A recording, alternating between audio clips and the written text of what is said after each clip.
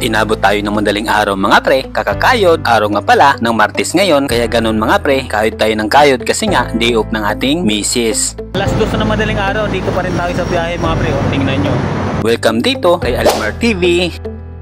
Unang booking natin, dito lang yan sa may Tandang Sora Avenue. Kaya ayun, pinuntahan na natin at pinick up na natin si Sir. Nang sa ganon, magkaalis na, papunta sa kanyang papuntahan. Buti na lang talaga, pagkarating ko sa pick up location ni Sir, ay nandito na naman kaagad si Sir. Hindi na ako naghanap pa. Kaya ayun, isinakay ko na kaagad si Sir. 14 minutes pala ang aming lalakbayin, papuntang Barangay Pansol mga pre. 6.7 kilometers at maya maya nga lang ay narating na rin namin ang Barangay Pansol na sinasabi ko kanina. At pagkarating na namin dito ni Sir, ay bumaba naman kaagad si Sir. 99 pesos ang kanyang babayaran, diretso naman kaagad yan sa ating cash wallet sa Movie. At habang nakatambay tayo dito mga pre, ay pinasukan naman kaagad tayo ng booking. Kaya ayun, pinuntahan natin ito. Nang sa ganun, ma-pick up na natin. I-pick upin pala natin si Madam dito sa may UP Town Center sa may Katipunan Avenue. Kaya ayun, pinuntahan na natin. At pagkarating na natin dito mga pre, ay nandito naman kaagad si Madam. Hindi na tayo naghanap tulad ng dati. At ako na mismo nag-lock ng helmet niya kasi nga hindi niya maipasok mga pre. At ito na, sinakay ko na si Madam.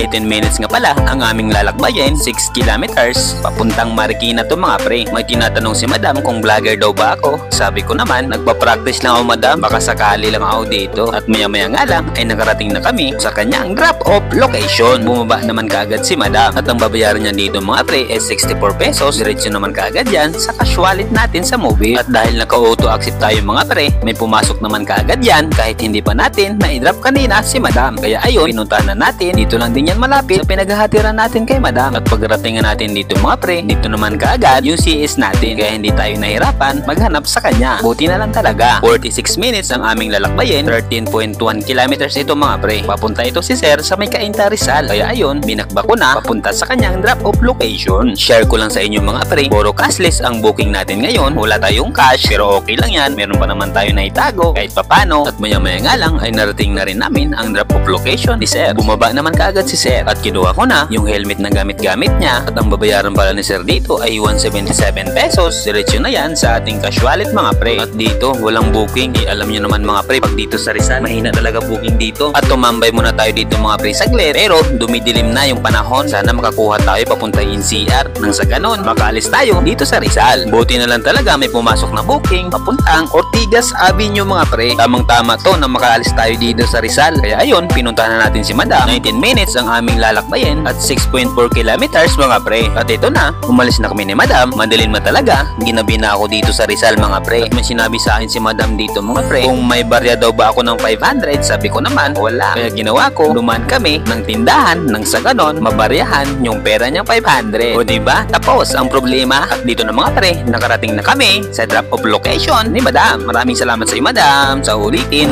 Madaling araw na mga pre, alas 2 na madaling araw, dito pa rin tayo sa biyahe mga pre, tingnan nyo.